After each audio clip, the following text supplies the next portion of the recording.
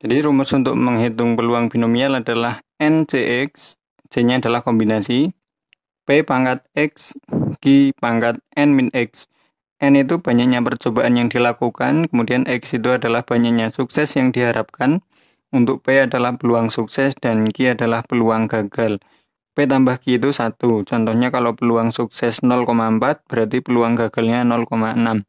Kemudian saya ingin mengingatkan tentang kombinasi. Jadi kalau yang dimaksud dengan NCX, berarti kita bisa menuliskan jadi N faktorial per N min X faktorial kali X faktorial. Biasanya ini X-nya disimbolkan sebagai R, tapi kita pakai X saja tidak apa-apa. Contoh yang pertama, kalau kita punya 4C1. Jadi ini 4 faktorial per 4 min 1 ya, 3 faktorial kali 1 faktorial. Jadi yang ini bisa kita jabarkan jadi 4 kali 3 faktorial per 3 faktorial. Untuk 1 faktorial kan hasilnya 1, tidak usah ditulis, tidak apa-apa. 3-nya kita bisa coret, berarti hasilnya adalah 4. Nah, berarti nanti gini, kalau kita ketemu 5C1, 7C1 gitu, nah kita tinggal ambil angka yang sebelah sini. 5C1 berarti 5, 6C1 berarti 6, 7C1 berarti 7, seperti itu. Kemudian kalau kita punya 4C3 berarti sama dengan 4 faktorial per 4 min 3 berarti 1 faktorial kali 3 faktorial. Nah ini angkanya kan sama, cuma dibalik aja berarti hasilnya juga sama. Nah jadi gini, kalau nanti berselisih 1 berarti hasilnya adalah yang bagian depan. Kalau 5C4 berarti hasilnya 5, 6C5 berarti hasilnya 6, dan seterusnya.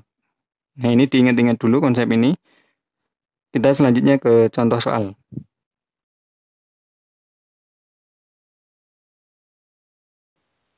Nomor 1, peluang sukses Lionel Messi menendang penalti adalah 4/5. Jika dia melakukan tendangan penalti 4 kali, maka peluang tendangan 3 kali masuk adalah. Kita tulis dulu yang diketahui. Peluang suksesnya itu adalah 4/5, berarti P-nya adalah 4/5. Kalau P-nya 4/5, artinya untuk Q-nya adalah 1 kurangi 4/5, atau hasilnya adalah 1/5. Kemudian banyaknya percobaan yang dilakukan adalah sebanyak 4 kali, berarti N-nya sama dengan 4. Kemudian sukses yang diharapkan adalah 3 kali masuk, berarti untuk X-nya adalah 3. Nah, jadi peluangnya adalah, kita pakai rumus yang sebelumnya saya jelaskan ya, NCX kali P pangkat X, Q pangkat N min X. Berarti ini sama dengan untuk N-nya itu adalah 4, 4C3 kali P-nya adalah 4/5. Kemudian kalikan dengan Q-nya adalah 1/5. Untuk pangkat X-nya, ini 3 N min X, berarti 4 min 3 adalah 1. Ingat bahwa kalau sini berselisih 1 ya, berarti hasilnya tinggal depannya 4 kali 4 pangkat 3, 64. 5 pangkat 3, 125 kali 1/5. 4 kali 64 hasilnya adalah 256. 125 kali 5 hasilnya adalah 625. Jadi jawabannya yang D.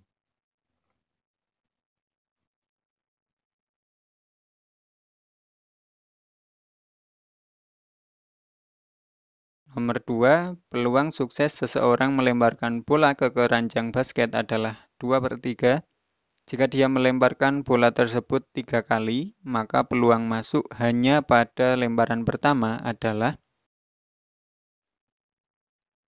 Untuk yang contoh nomor 2 ini kan sudah jelas bahwa di situ dia melemparkan bola sebanyak 3 kali, maka yang masuk pada lemparan pertama. Nah, kalau udah spesifik pada lemparan yang pertama, kita tidak usah pakai rumus yang tadi di awal saya jelaskan. Kalau yang nomor 1 tadi kan tidak spesifik, artinya dari 4 tendangan kita tidak tahu golnya itu di tendangan 1, 2, 3 atau 1, 3, 4 dan seterusnya seperti itu. Kalau ini kan sudah diketahui dengan jelas bahwa untuk yang masuk hanya pada lemparan pertama. Yang diketahui di situ adalah peluang sukses, berarti peluang suksesnya adalah 2/3, artinya untuk peluang gagalnya berarti 1 min 2/3. Hasilnya adalah 1/3. Kemudian di situ gini, kita coba langsung hitung aja. Yang sukses adalah pada lembaran pertama, berarti ini sukses. Kemudian yang kedua berarti gagal. Dan yang ketiga juga gagal. Nah, berarti kita tinggal masukkan angka ini aja, 2/3. Kalau gagal 1/3 kali 1/3.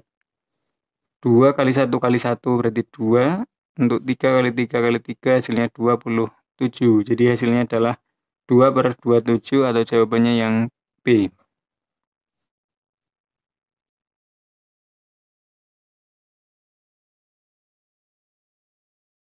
Nomor 3, peluang sukses seseorang melemparkan bola ke keranjang basket adalah 3/5. Jika dia melemparkan bola tersebut 3 kali, maka peluang sukses semua lemparan itu adalah. Tuh ya, nomor 3 ini juga udah spesifik ya, peluang suksesnya adalah 3/5. Nah, dia itu pengennya masuk semua, berarti peluangnya adalah tinggal kita kalikan. Yang pertama masuk, yang kedua masuk, yang ketiga juga masuk. Berarti gini hasilnya kita peroleh 27/5 kali 5, 25, 25 kali 5, 125. Jawabannya yang B.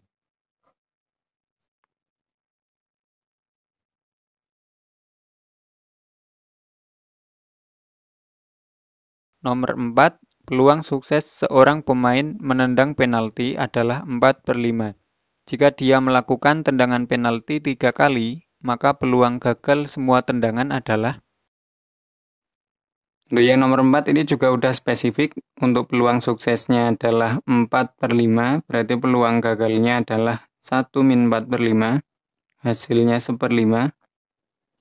Yang diminta adalah gagal semua tendangan. Nah, berarti peluangnya adalah gagal, berarti kita pakai ini. Pertama gagal, kedua gagal lagi, ketiga gagal lagi. Berarti hasilnya 1/125. Gitu ya. Semoga kalian bisa membedakan antara yang udah spesifik dan yang belum spesifik. Kalau yang belum spesifik berarti kita pakai rumus yang awal tadi. Kalau udah spesifik berarti kita langsung seperti ini.